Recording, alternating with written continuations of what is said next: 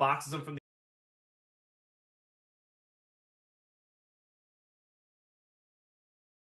boxes him from the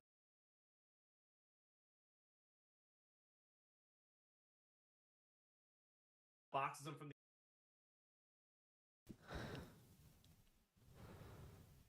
Yo, yo, yo. Yo, yo, yo. I bet. Yo, yo, yo. Yo, yo, yo. I bet.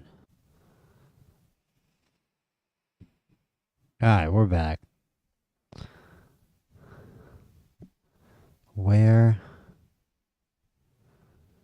There we are. Hello. Alright, great. So first off, we're going to watch these Kabayel versus Knyba highlights. Let me just tell people that we're live.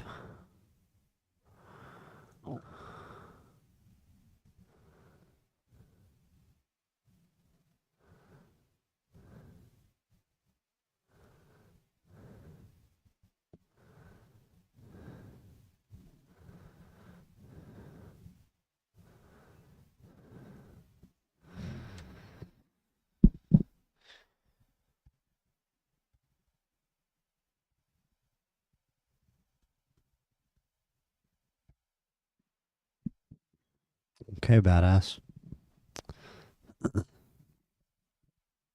Alright, Kabayel versus Knyba, let's go. All the plans. I've been to Germany many times over the last 2-3 decades. Not going to put this full screen because of copyright concerns. I can remember it is. And yeah, the atmosphere for this fight was unreal. They were so loud. Like, it would have been really interesting if it went to the decision, because the influence the crowd would have had over this fight was crazy. Every single time Kabayel landed a single shot, the crowd just went nuts. To know, Damien Knyba, 17-0. This is what boxing's all about. The heavyweight brigade. Okay, boys, I've already spoken to you both. You know what I expect. I love this stare down. Obey my commands, and most of all, protect yourself at all times. Oh, let's go full screen. Well, actually, you know what? Boxing is back in Germany. I'm not gonna go full screen because, again, the copyright concerns. I can't zoom in from here. Can we zoom in the view? No.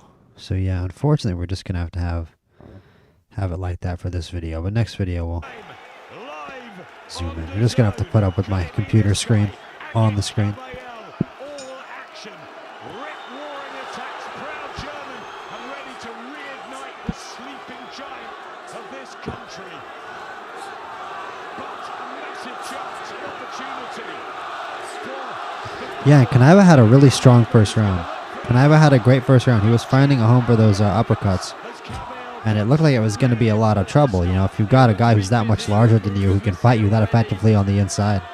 See the jab to the body from Agit Kabayel, and an elite level mentality is required here. He cannot take his foot off the gas. It's just predictable with that jab to the body. Nice shot by Kabayel there with the right, actually. And again, But Knyba just working. Nice uppercut. That's what I'm saying. Like, if you know boxing, you know that Knyba, and like the crowd reactions are crazy, but you know that Knyba actually did a really good job in this fight. If you know boxing, and you know that he showed a lot of skills here, and I actually wouldn't mind seeing him fight again, especially with his size. If you've got hands like that, and at that height, that's unique. He's actually got some decent speed, and I wouldn't just be surprised if he has some okay power behind that too. It's just that especially when you're that big, you can really gas yourself out. And actually against a world level fighter in his first opportunity against world level opposition, Knyba in this fight actually managed to last into the third round. So I mean, you have to commend him for that. Yeah, shots to get simple. A lot of people gave the first round to Knyba, but these shots are really good from Kabayel. I could see you giving this round to Kabayel, but a lot of people gave it to Knyba. Great body shots, man. Yeah, you can see he's like, oh, I don't like that. You can see that Knyba didn't like that body shot. And another nice left by Kabayel. And a nice combination as well. The crowd is The crowd is going off every single time he lands anything, and you know that the judges are just like hoping the fight doesn't go to decision, because that's always going to influence a judge. And more often, more troublingly, it can influence a judge the other way, where they stop giving, maybe they would not give Kabayel enough credit for the work that he's doing in this fight. Ribbon now, Kabayel. Take a little pivot, go again, straight away. Just look down on his corner. Ooh. He's going to be really under pressure here. He's going to have to hold himself together. Yeah, and you could see Knyba start to fade here into the second round and into the third. He's still got the jab working, but it's not really troubling Kabayel. You can see how much he's moving. He really is good. The head movement is a big part of what makes him great and why he's able to be such a great fighter despite not having the size of a lot of other heavyweights, and it shows how great of a fighter he is. It's another thing about Usyk. There's not a heavyweight under 6'3" in the modern game who isn't going to have great head movement in order to, maintain a career at the top level of the sport. You have to have a grade head movement, and Kabayel's head movement wasn't on point in the first round. By the second and third round, now he's got his head really moving and working, and you can see that Knyba he's just in trouble. Oh, nice uppercut. Yeah, you can see the confidence in Kabayel's face now as well, because Knyba can land those big shots even with those big long arms from close distance. It looks scary, but it's not actually making a difference. That's a great punch. That's the beginning of the end.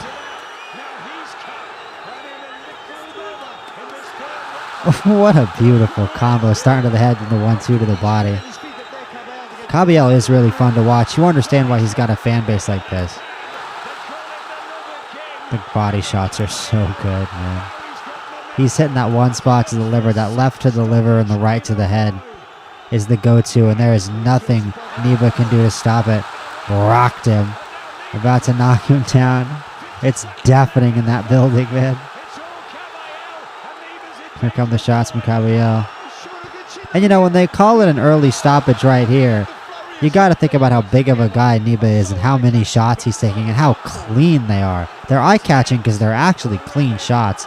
And I remember watching the fight and being really annoyed by how close the ref was. And I think a lot of people weren't paying attention to how close the ref was that whole time when they talk about how early the stoppage is. But I do think the stoppage is early. You'd like to see him at least have to go down once. But, Knyba's never been knocked down before, and he's taking a lot of damage. He's clearly a skilled fighter who deserves more chances in there. After what he just showed against Kabayel. So I don't really hate the stoppage. I don't know what more Knyba would have done in round 5 and round 6. I say I don't hate the stoppage. I don't like it. I don't think it was a good stoppage. I do think it was early. But, was it criminal? Was it awful? No. I do understand it. I think that the ref in general, I think he should have just been standing back a little further, and maybe you don't get that stoppage. He was close pretty much the entire anytime Knyba was in trouble in the second, even in the second round, but especially in the third round, the ref would just be right in the face of both fighters threatening to stop the fight. So I don't really know what to say. But it's a great win for Kabayel, and you can't blame anybody for saying that he's ready for Usyk and that they want to see Usyk fight him. Because yes, the body shots are a big thing that's open for Usyk. Everybody is technically open to body shots, but more specifically a southpaw high guard fighter like Usyk with great head movement. Body shots are really the only option you have.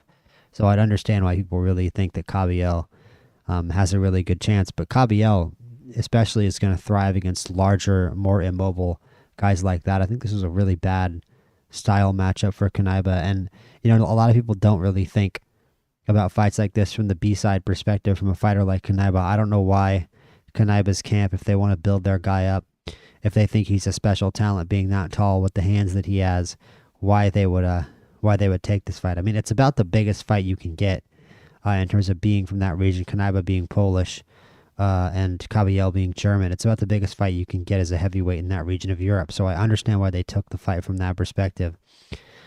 But it's not a good matchup for Knyba. It was never a fight he was going to win. He's got way too much body for Kabayel to punch. So let's watch the Rummy's Corner overview of this fight. Kabayel was definitely hurting Knyba, but he opportunity there at all. The big question now is, who next? Who does this man face? But look at him get down to business. You can see his... He'll want Usyk, but I don't know if that fight is going to get made. And let's watch Rummy's corner case for why he's the best contender. I already agree with him before watching the video. I think it's about the body punching. Now I think it is a little overrated in that like Usyk is just really, really good, you know. And you're just reaching for something with body punching by saying he has a weakness, he has a hole in his game. But it's also a matter of Kabayel coming up at the right time and it overlapping with Usyk getting older and coming into his 40s. And I think that has a big part of it too. And I think Usyk, you know, talking about entertaining a third Fury fight, entertaining a Wilder fight, you know, I wouldn't blame these young heavyweights like Fabio Wardley and like Agit Kabayel if they took some offense to that, to be honest with you. This is Rummy's Corner.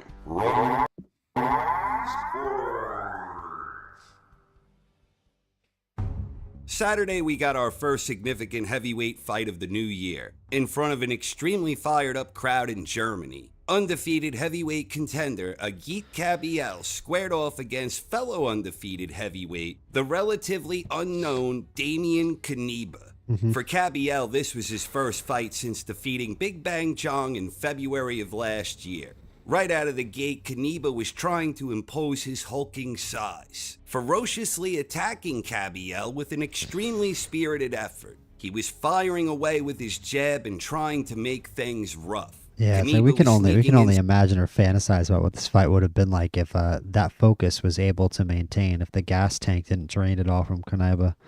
The kind of effort he could have given over a 12-round distance. Some uppercuts, and he was also firing off some right hands. Kabayel was trying to apply his trademark pressure, and Knyba was doing everything in his power to make a statement and earn his respect.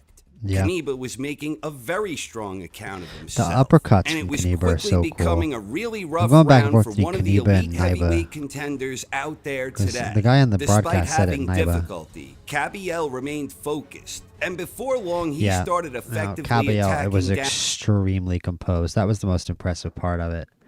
Like, it's not just like, okay, you could say that the fact that Kabayel went straight through some of the shots proved that the shots from Knyba weren't that powerful.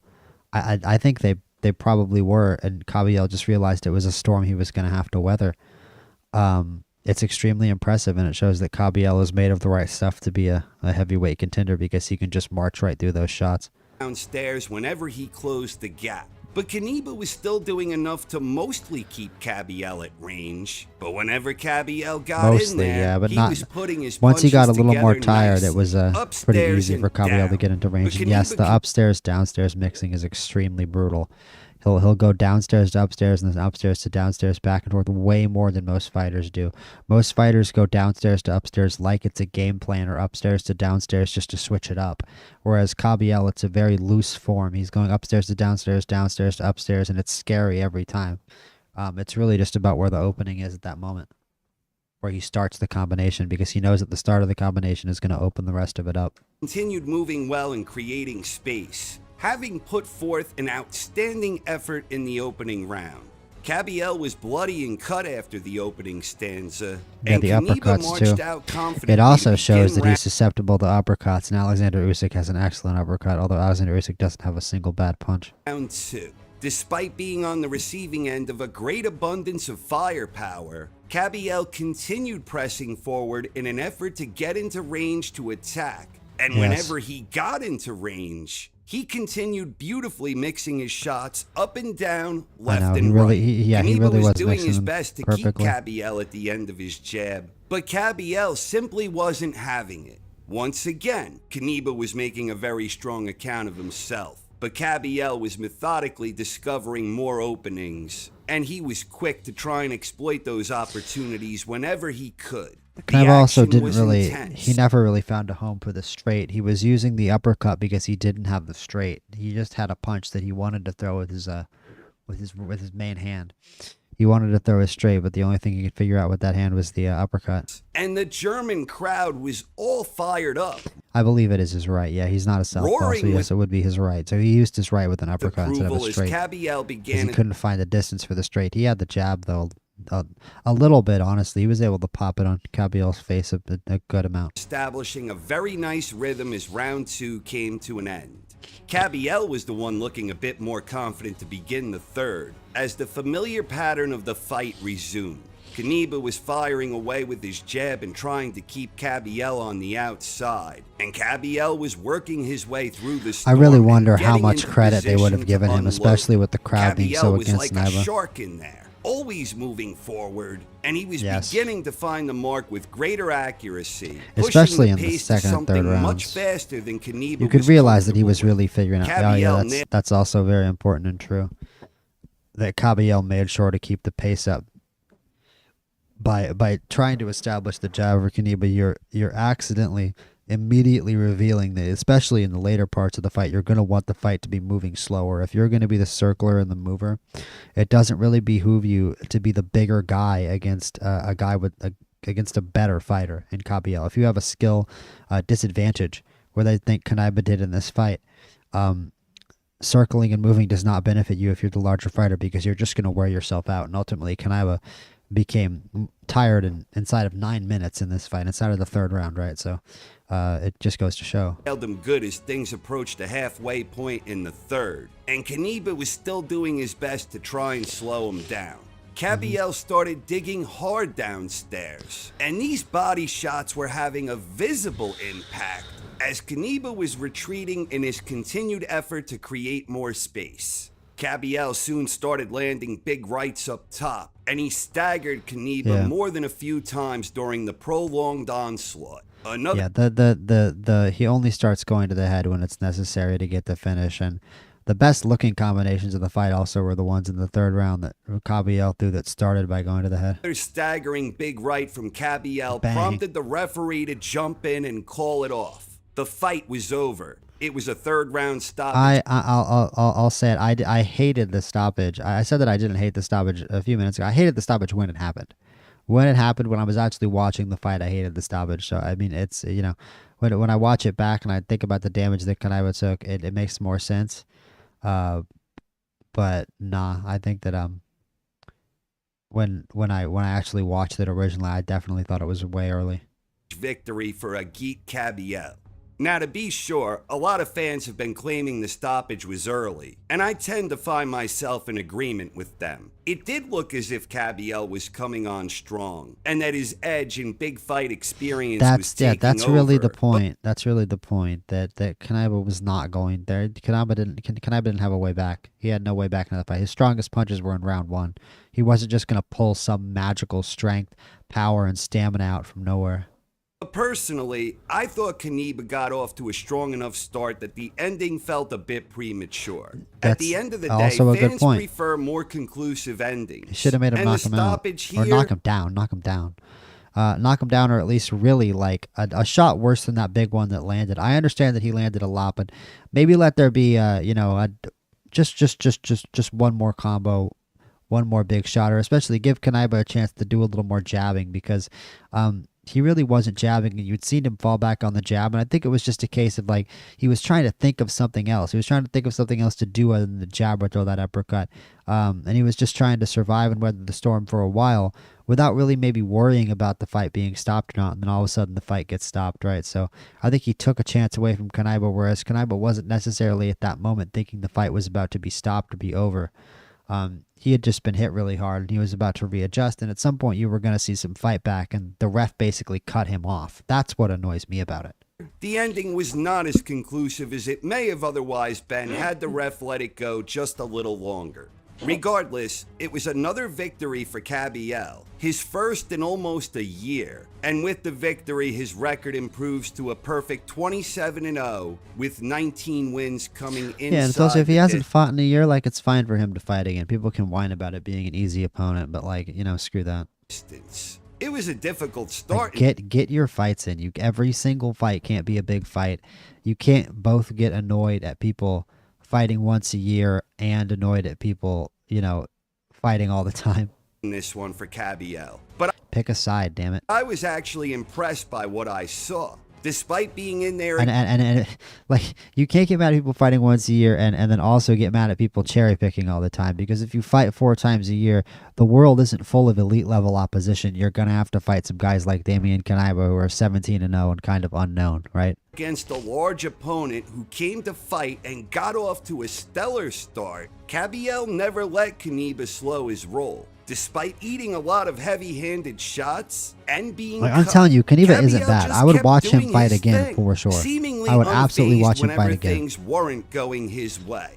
I have long maintained that I believe Kabayel is the most interesting and perhaps most dangerous opponent out there for Usyk right now. And at Yeah, this the problem point, is at this point, I question how much more Usyk wants to fight. I think that Usyk wants to, take the fights that monetarily benefit him. He isn't really so interested about taking on the strongest contender anymore, because he's done that for more fights than most heavyweight champions ever have. I would say that Kabayel is definitely the most worthy challenger out there too. The other guy who's unquestionably right behind him would be Fabio Wardley for me, but I believe that And Usyk Kabayel wants that fight even less, unfortunately.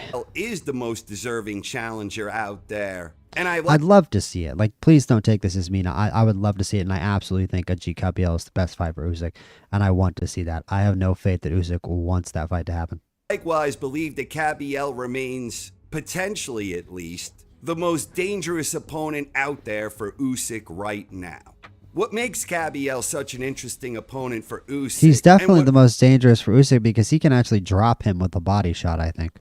really makes Kabayel unique among today's top heavy. Like, I don't know if anybody can drop Usyk with a headshot, so you might have to drop him with a body shot. I mean, we saw him get dropped by Daniel Dubois with a low blow that may or may not have been a low blow, right?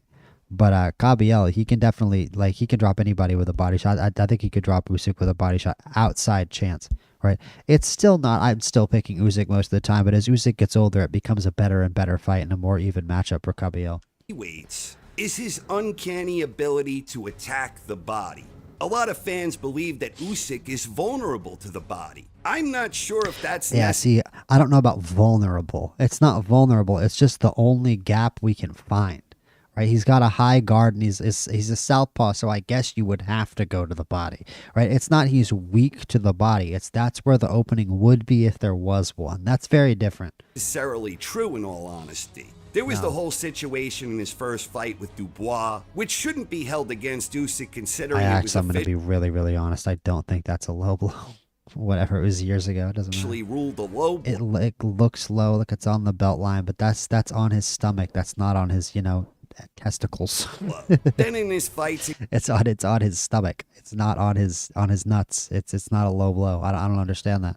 against Fury and AJ, both of them caught Usyk with a body Those shot are those low. That second punch was exactly the same place where the Dubois one was. here and there. The Shout out to Ridge for being a Oh no, it's an ad. I'm sorry, guys.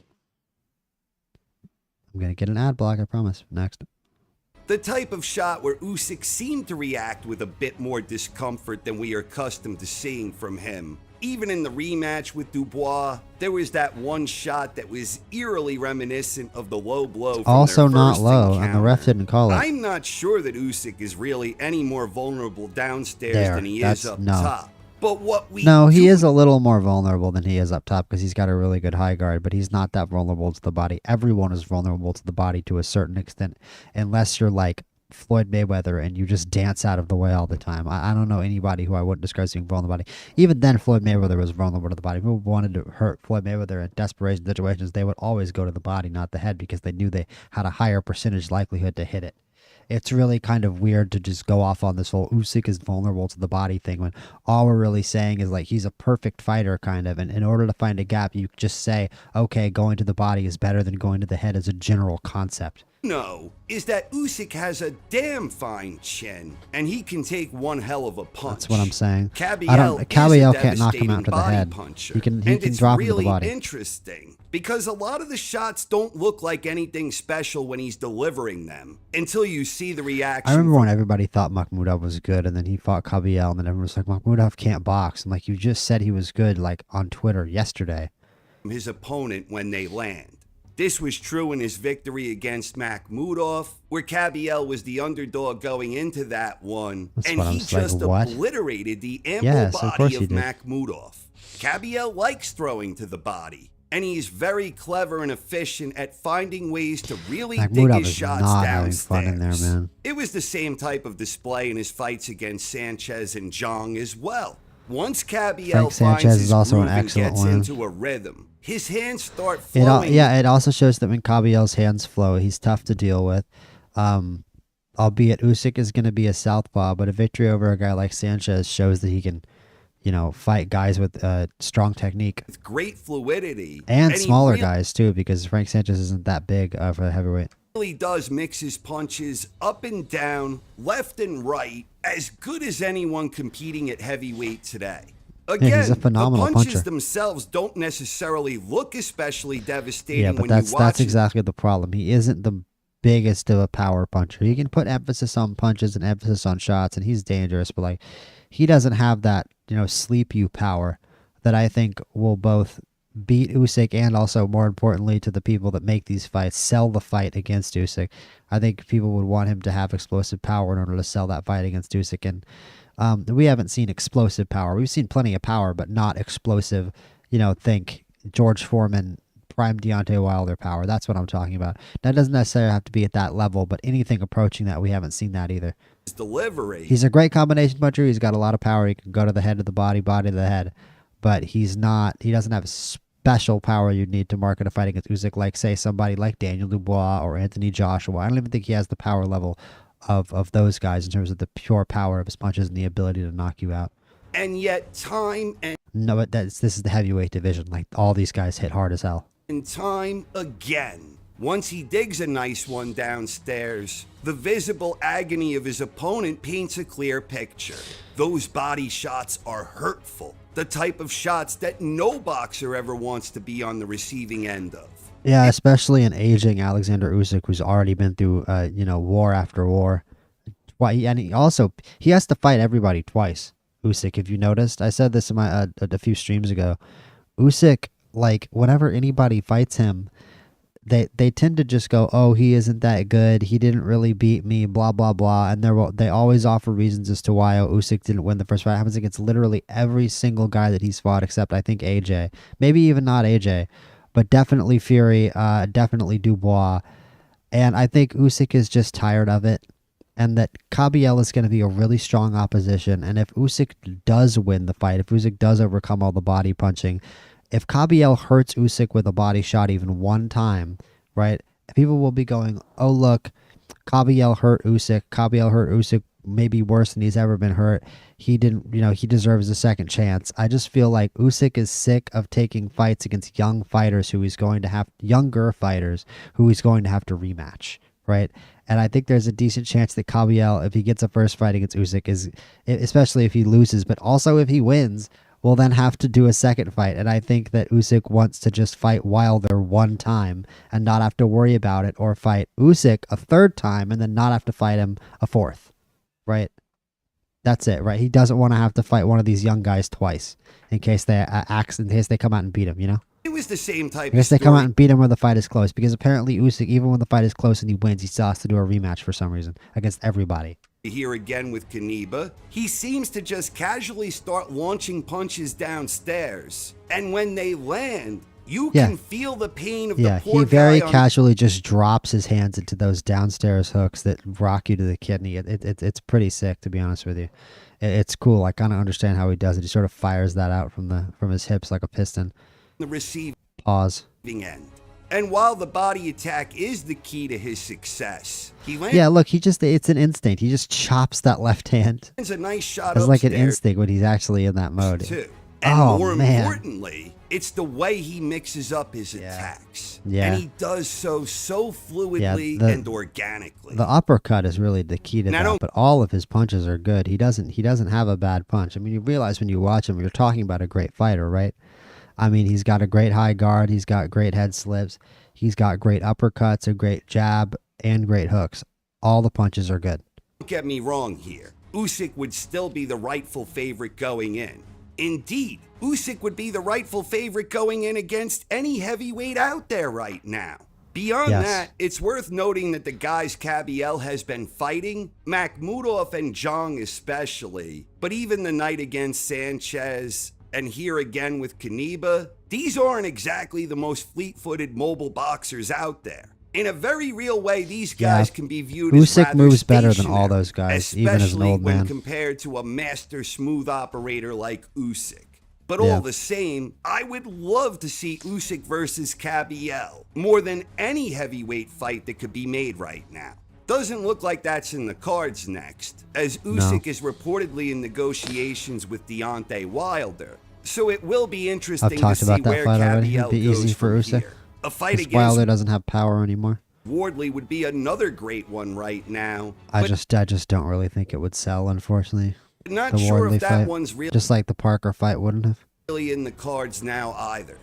Whatever happens next, I for one will be sure to tune in to see where Kabayel goes from here.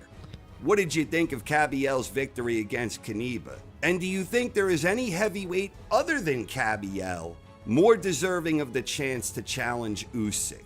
Please I mean, let me know. clearly not, but it was a very impressive performance by Agit Kabayel, and I definitely want to see him.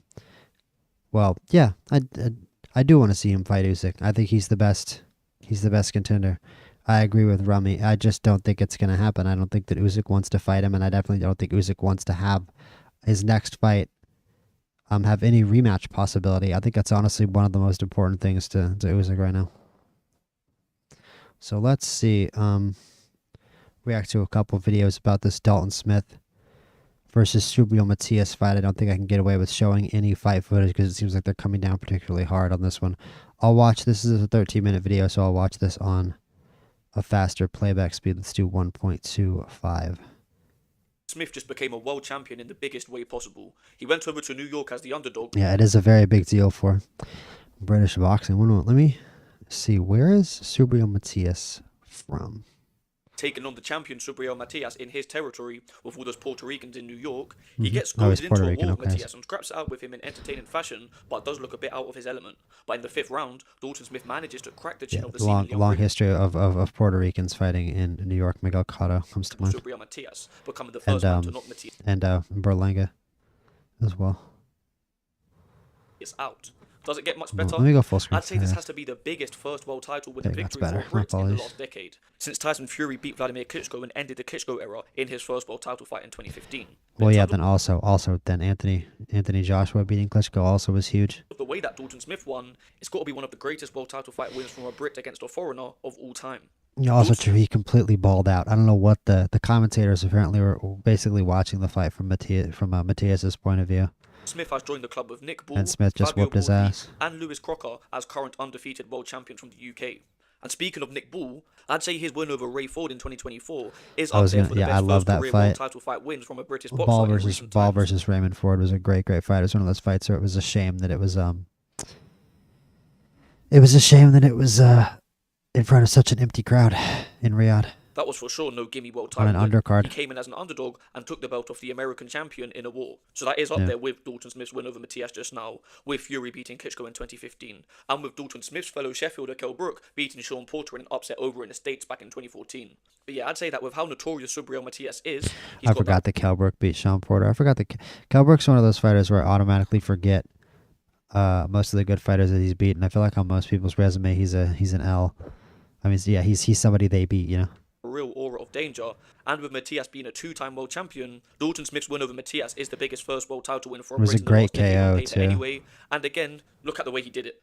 Matias is known to just walk you down with his hands up. He'll concede the first round or two, sometimes maybe 3, then he'll come on strong. And when you've got someone just in front of you like that and you're meant to be the boxer in the fight, Yeah, Smith literally didn't let him. I mean, he just pounded his guard. He went around his guard. He did anything to get through his guard. He wasn't afraid of his guard sitting there. He knew that he could just damage him even though his hands were just sitting up in front of his face. Doesn't matter to me. which is what Dalton Smith was meant to be. You either stay disciplined and box, or just get way too overzealous and get stuck in more than you're meant to, just because of the sheer amount of opportunities that there are to land punches with Yes, your opponent sir. just being stood in front of you. And Yeah. Dalton Smith did the latter, which is what I loved about this fight. That's meant to be risky, falling into Matias's plans and engaging too much. And it was looking like the fight could be going in the direction of falling into Matias's hands. If it went more rounds, that very well could have happened. Yeah, it could have swung back the other way, most certainly. But Dalton Smith pulled it All, off. all Matias had to do is find an offensive, plan that would have worked for him. I think that Smith just made that harder with his offense and his initiative, his determination. I think there's a good chance that if it would have gone longer, Smith could have started gassing out, and Matias would have started finding some offensive openings, and the fight could have swung back the other way. That's why it's so important that Smith did that then. I think it's a big part of why that happened. He was determined to get Matias out of there in short order before he got tired. It was very important. I don't know if Smith had a really strong enough game plan to fall back on at the end of the fight. I think Matias could have come back. And just knocked him out. Now, I had Dalton Smith clearly ahead on the card going into the 5th round. He was landing big shots the whole fight, he was up proving that he 3-1. could hurt Matias. But to me, Dalton Smith looked kind of uncomfortable getting hit, and he looked like he was feeling the effect of Matias' shots by the end of the 2nd round. And although he was able to continuously do damage on Matias with his punches, he seemed to be getting tired from the pace that he was keeping up himself, the amount of punches he was Yes. throwing.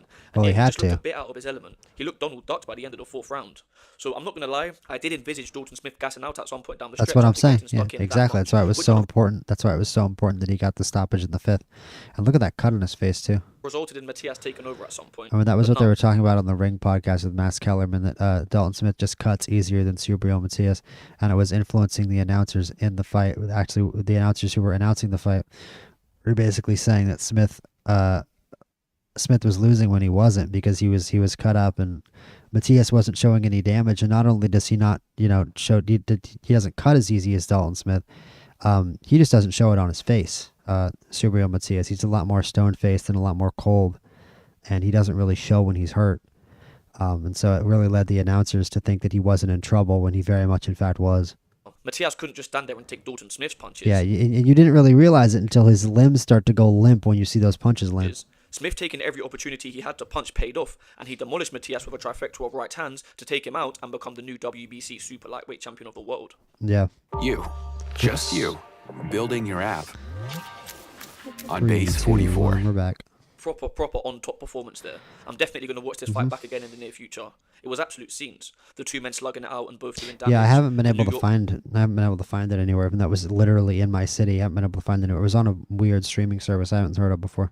Fresh Productions, I think it was called. Never heard of it. Crowd screaming for all the exchanges, the two men scrapping after the bell after the 4th round, and the post-fight scenes were class too, with the travelling UK fans singing, and with Dalton Smith's dad listing off all of Dalton's accolades in that prolonged post-fight interview, with Dalton winning all of those ABA titles in the amateurs, winning the British title outright, which you don't see up-and-comers do so often these days, winning the EBU title, then winning the world title, climbing up the... Sometimes you can tell you've got one of those sports dads who's really the one who made it happen. They put the mic in his face, and he's like, well, here's all the stuff my son has won. ladder properly, and I love how Grant Smith insisted of laying all of that out in order. Even though it doesn't take a genius to discern that this was the case from watching the fight anyway, I did also like Kieran Dalton Smith admit that the way he performed in there wasn't part of the game plan at all. Before I get into what's next for Dalton Smith, Yeah, and no, get he had to do what he had to do. That turned into a fight. That was cool. That was really cool. to some of the politics around that Dalton Smith vs Subriel Matias fight, I must add that that wasn't the only exciting main event that we saw in this night of boxing. Well, the Dalton Smith fight was on in the morning for us UK fans, but I digress. That Kabayel fight earlier in the night was pretty fun. Agit Kabayel stops Damien Knyba in the 3rd round to retain his We just WBC talked about interim this fight. How heavyweight long title. is he going to talk The about this stoppage in fight itself for? was early, but Kabayel was on his way to a win. Okay, so he's just going to go on Now, about before Kabayel beat Shang in February, Kabayel now. when he was coming off of the Frank Sanchez win, I had We just did a whole thing about Kabayel. So let's watch Cloister's video about Subriel Matias, because I did just want to hear about that Dalton Smith. Well, he's going to come back to Dalton Smith. Here it looks like. Let's see. not on the zone, UK Duke McKenzie did have a pretty wild career. So now, as for Dalton Smith Okay, versus Subriel here we Matias go, not here we being on go. the zone, well, this is closely interlinked to the fact that Dalton Smith was an underdog in his first world title fight, and he didn't get a soft touch nor an interim belt or anything. So Dalton Smith is promoted by Barry Hearn's son, and Barry Hearn's son did not win the purse bid for this fight, which is why the fight is on Matias' turf, and that's why it's not on Matchroom Boxing's official broadcaster, The Zone, I because see. this fight was not on The Zone. Yeah, it UK is. It is interesting that it's a Matias home fight, and that Dalton Smith, who's a fighter who would presumably have UK promotional support, which normally, honestly, it seems like nowadays has a little more money and clout than American promotional support, would have to fight a Puerto Rican fighter in America in New York. fans had to pay £42 It's insane that he won anyway. And who the hell is paying £42 for that? I'm sorry. to watch this fight on a separate pay-per-view service. But even the big UK pay-per-views cost 25 quid, so this price was clearly set by a foreigner who hasn't got a clue about the UK market. Who's going to pay Very 41 quid to strange. watch a fight that they have to stay up till 5 AM for? We didn't even have to pay anywhere near that to watch the Usyk Fury fight at a normal time. So that pricing is just an embarrassment from pay-per-view.com. That is kind of wild. It's like way over what an actual big fight in the UK costs. It's part of why boxing is still so big in the UK, because the pay-per-view costs aren't as extortionate as they are in the United States. Probably like 30 odd people in the whole country bought the fight. Yeah, But now, as for the zone, probably. they have you lot paying a monthly fee to Their families. get all of the boxing action. Just for one of their main promoters to lose a purse bid, resulting in one of his fighters' first world title fights not even being on the zone. So Yeah, if you want to watch well, all of the boxing, welcome to legally, boxing. you gotta pay That's- for the zone membership and pay for the zone pay. Welcome to boxing. It's still kind of the Wild West. The Saudis can come in and try to fix stuff up and, try to bring some kind of regulation to it. But that's what I was saying earlier about Dana White, about TKO. How are they going to actually get these fighters in with all of the competition they're going to have? For anybody coming up that anybody, even in the diehard boxing scene wants to watch, somebody's going to have to figure out. It's hard. It's hard to mass market upcoming boxing prospects, and as a promoter at all, because the eyes don't get on the fighters until they're at the very highest level, and you can try to get eyes on the fighter at lower levels with things like these streaming services, right? And that's how these things are going to have to start to change. Even then, there's never going to be anything like the UFC with the Paramount deal. Good luck trying that. There's just too many different promoters, too many different networks, too many different interests. And it's just still bearing fruit that things like this happen, and that there's little wrinkles and little complications because there's too many people involved. There's too many different countries involved. And unfortunately for all these promoters and all these power brokers and people like Dana White, boxers still have too much say over their own careers, and boxers still have way too much independent freedom according to how those people think their employees should be treated, which is badly, poorly, with very little rights and very little protections, like how UFC fighters get treated. So it's just heads and tails. It's the heads and tails of the business, and it always has been. And, the best thing I think that can happen in this new era is that we can start and get a rein on these things a little bit, right? And, have cheaper pay-per-views, have more people able to watch more fights more often, and make more good fights more often, while still managing to have, health and safety precautions for fighters, and allowing fighters to, retire when they want to, and not have to, fight into old age when they don't want to, and take unnecessary damage and, hurt their mental and physical health. Views, then pay an extra 40 odd quid on a random platform when the promoter of the zone fighter doesn't want to fork up the money for a purse bid. It's enough to make you sick. And as for that link into Dalton Smith being an underdog in his first world title fight, first let me make it clear that I'm not complaining about that at all. I love that he fought a proper established name in his first world title fight. I would have been anyway. He should have been an underdog. Matias has a crazy offensive skill set. Barry Hearn's son has been known to get his guys a soft touch in their first world title fight. So to put Dalton Smith in there against That Subriel wasn't the Matias softest when he touch. hadn't beaten anyone I think it really just shows that Eddie Hearn doesn't really have the most faith in Dalton Smith. I think basically, I think Dalton Smith should probably take it a little personally from Eddie Hearn. I wouldn't be itching to sign another contract with Eddie Hearn after whatever contract Dalton Smith has expired. to be capable of beating Matias. Despite that WBC #1 ranking, Smith hadn't actually proved to be above European level before this big win. Barry Hearn's son obviously thought, you know what, Dalton Smith is not marketable enough for me. So I'm going to roll the dice with him Yes, and put him in clearly. with a dangerous world champion. That is exactly clearly what happened. That's what I'm saying about Dalton Smith. I don't even know if Eddie Hearn is that excited about this win from Dalton Smith, because if I was Dalton Smith, I would be like, all right, where's a promoter that actually believes in me? And like, Take it slow and give him gimmies like the guys who I'm actually invested in, and who'll probably lose to Matias anyway, so what's the point in even risking the money and trying to win the purse bid?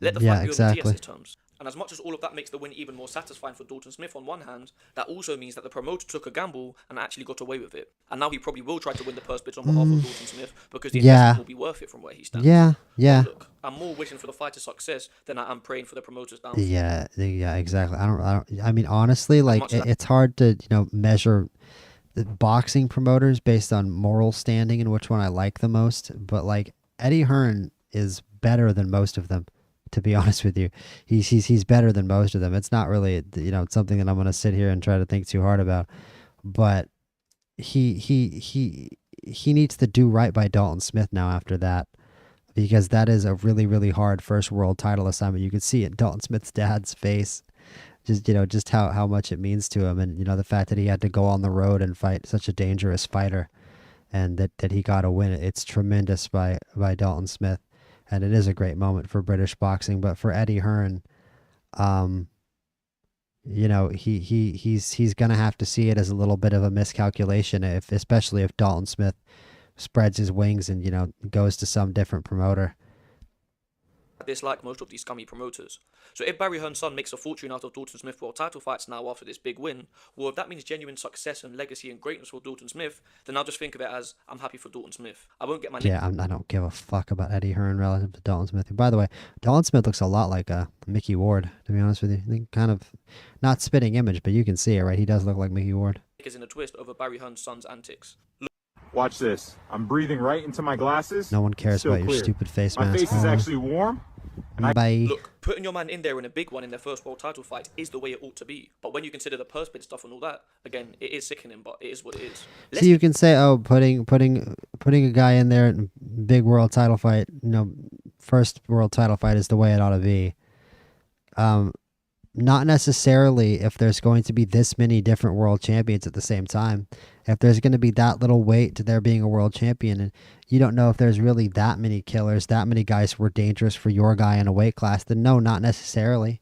Maybe he should have a decently easy or the easiest possible first world title fight that you can get him. Why would you not want the easiest possible world title fight for your fighter? I really don't understand that.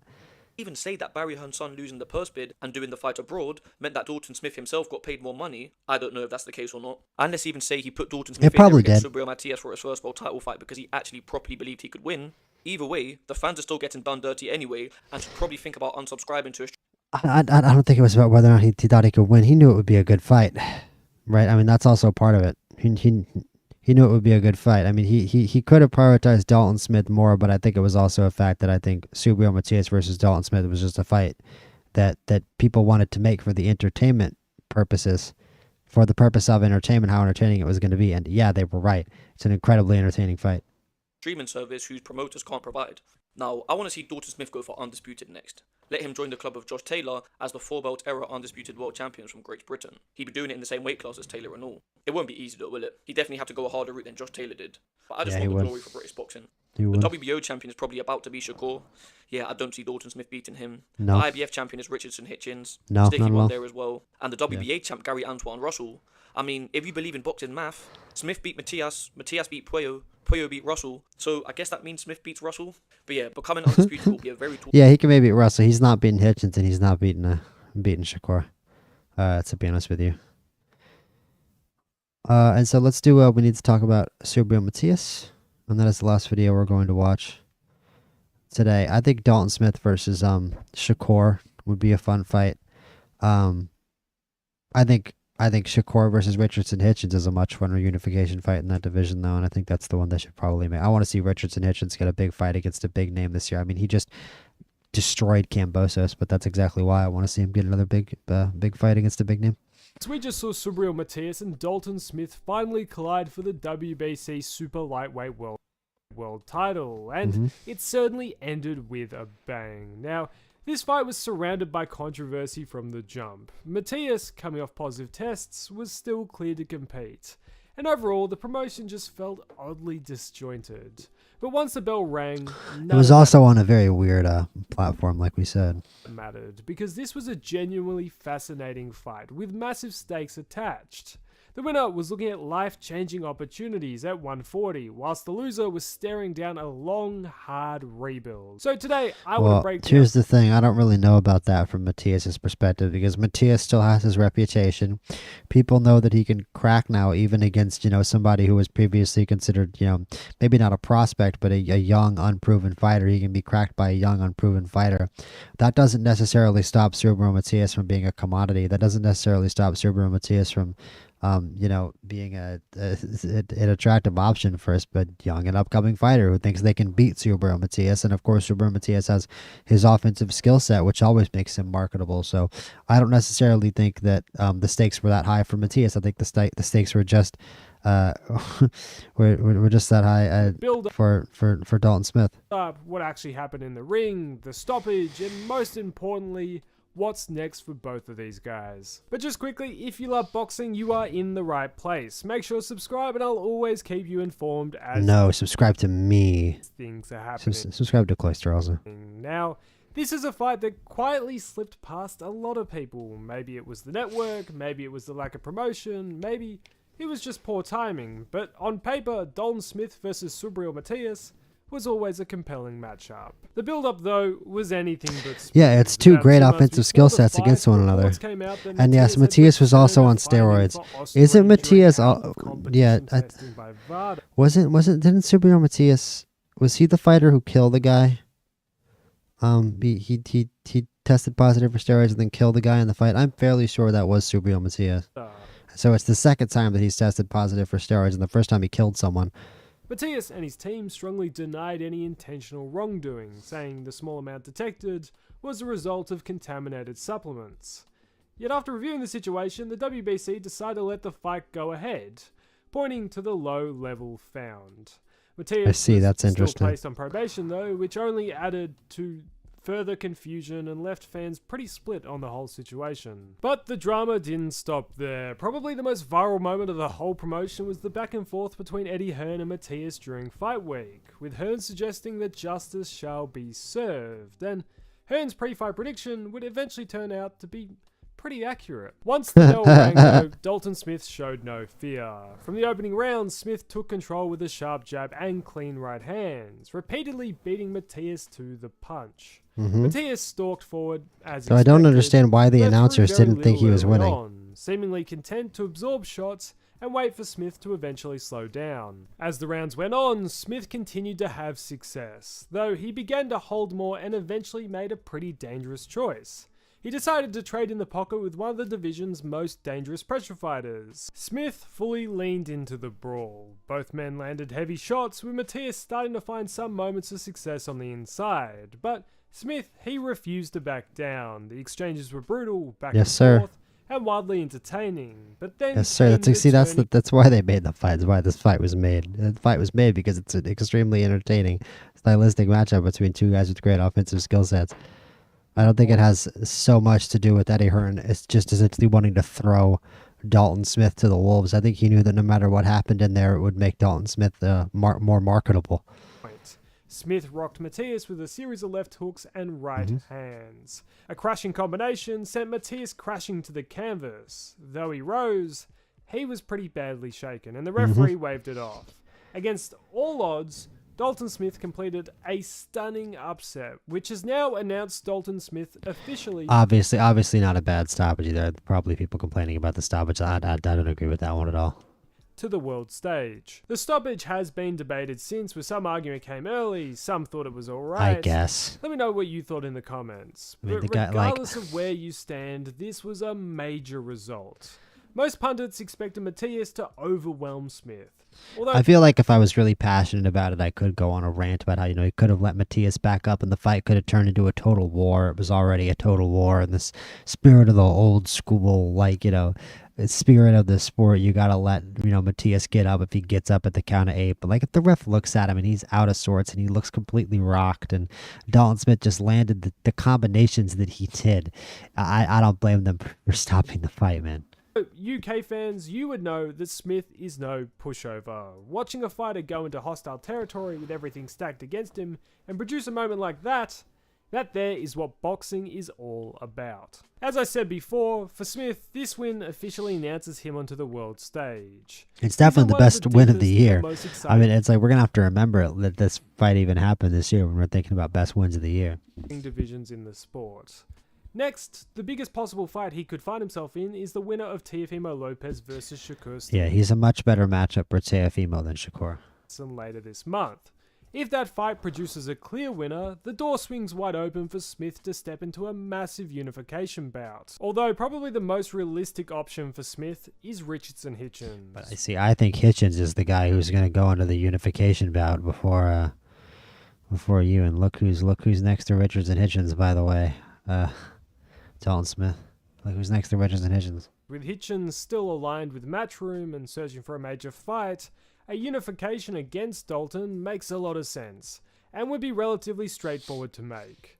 Compared to the other champions aligned with PBC, Hitchens... Yeah, I guess it's good, but I don't necessarily want to see Dalton Smith do that because I don't know if he beats Hitchens. He can make things rough against Hitchens, and I think, Dalton Smith can maybe prove that he's a better inside fighter than Hitchens and make things hard for Hitchens, but I don't necessarily know that he is a better inside fighter for Hitchens, and Hitchens has a freakish jab that Dalton Smith is just... I don't know if he's going to have answers for it. I don't know if there are many fighters in the world who are going to have answers for it.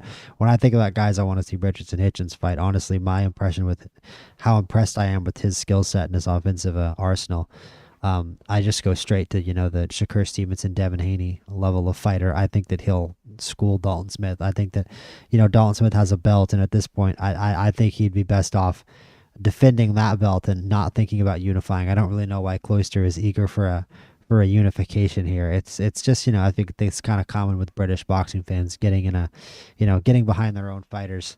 I don't hate it. I like getting behind your own fighters, but it's nothing but really dangerous propositions. I think he'd be best off going after Gary Antoine Russell because that's the guy that he could beat if he wanted to unify. But otherwise, just fight a top contender who can, maybe look at Dalton Smith and say, hey, I can beat Dalton Smith and get my hands on the WBC belt. I don't think that's too bad of a move at all. Look for a contender with a good style matchup against you that you think you can beat and that you think you can defend against. You owe it to yourself after your first world title fight was a really, really hard matchup in Subriel Matias. I'm talking about Dalton Smith here. Feels like the most likely next move. There's also the idea of a UK homecoming. A There you domestic go, that's showdown better. with Adam Azim would be That's massive. better. See? Azim is ranked high enough with the Exactly. The UK has a great boxing scene. You're going to get a ton of viewers in the UK. You don't have to go back to the US and try to unify against, one of these American killers. You can fight against a British guy, a British European level guy and hype it up and, sell out the O2 or something. to challenge, and stylistically it would be interesting. But that said, it's probably too risky too soon for Azim's team. So for now, Yeah, that feels true, more like also. a future fantasy fight than an immediate reality. Yeah, if Azim For has something to Matias, protect, though, then the yes. road is far tougher. This was his first knockout and it came in a fight where yes, because he's going to get picked off by elite fighters, but I think Matias already had the air of a warrior. He's not somebody who's really going to live and die with wins and losses. He's a fighter first. his trademark pressure style finally caught up with him. So he'll always be an attractive ticket and an attractive opposition for any fighter that wants to sell a fight. Questions will be naturally asked about his durability, especially in a division full of heavy punchers. Matias has been hurt before, but this was different. Against the elite at 140, he may now be vulnerable. He was once viewed as one of the most feared men in boxing, a boogeyman. Yeah, now, I guess. There's a real chance he's just seen as a beatable name. Yes, but that makes him... but the offensive skill set still makes him a marketable fighter for making fights. You're still going to... If he wants to fight, you'll still see him get fights. It'll probably be unfortunately high level, and what I think Cloister's trying to say here is that since he lost to Dalton Smith, it is going to be hard to make him an A-side anymore, whereas he was literally the A-side of this fight. This fight was in his hometown. It was a home fight. So it's definitely tougher now. Contenders target for credibility. He's going to have a tougher career. The Pitbull Cruz but fight he's not exactly going to get fed to the prospects either, right? He's not going to get fed to the wolves. Before this bout may still happen. Cruz's team isn't keen on certain rematches, and stylistically, a Matias fight is violence. Yeah, a Matias fight would be a lot funner of a watch than another Roach fight against Pitbull Cruz for sure. I think that would be an okay fight. I'd definitely watch it. Simple and sellable. Two heavy-handed pressure fighters colliding is almost guaranteed chaos. Yeah, of making course. it a ticket So seller. sell too. But while Puerto this was Rico a versus nightmare Mexico. night for Matias, Yeah, it he's may got to not come back be in the him for end sure. him. But whether he can truly make another good run in this division, especially I mean, if Jim is faded, I'm going to be honest, I don't even know who's going to end up having a better career, Subriel Matias or Dalton Smith. There's still a chance that Dalton Smith can end up having a worse career than Subriel Matias for sure. Is now a serious. You know, the story of the history of the sport is made on nights, on good nights and bad nights for fighters, as I've said before. And this was a good night for Dalton Smith, and I don't even know how bad of a night it was for Subriel Matias. He followed his game plan. He just got beat fair and square. Question he will want to ask himself. Overall, though, the night belongs to Dalton Smith. A career-defining win on the road against a feared opponent. You can't ask for much more. The opportunities in front of him now are simply enormous. And if I had to guess what's next for him, Richardson-Hitchens feels like the most logical move. It's the most likely because of the promoter connection, too. I just don't know if it's a fight that Smith wins. It'll be a great fight, though. Hopefully, it's one he can bring back to the UK. But now, I want to hear from you.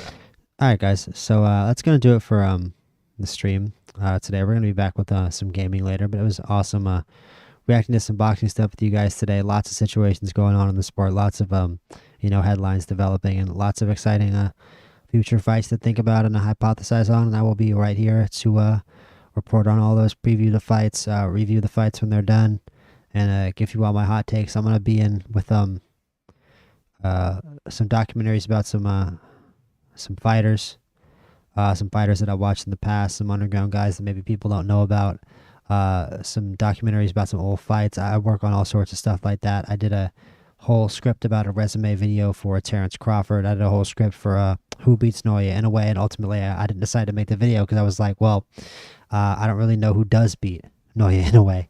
I'd much rather make a Who Beats Noya in a way video when I have somebody where I think the matchup would even be close. I found myself having to go up to weight classes with kind of frankly ridiculous matchups just to find somebody who would beat him. You know, hypothesizing on Noya Inoue versus Shakur Stevenson fights and nonsense like that, where it's like it's not actually realistic or ever going to happen. But tune in. I got plenty more fight content for you guys. I got plenty more live stream content for you guys. Great to see you guys in here, and I will see you all next time. Please like and subscribe.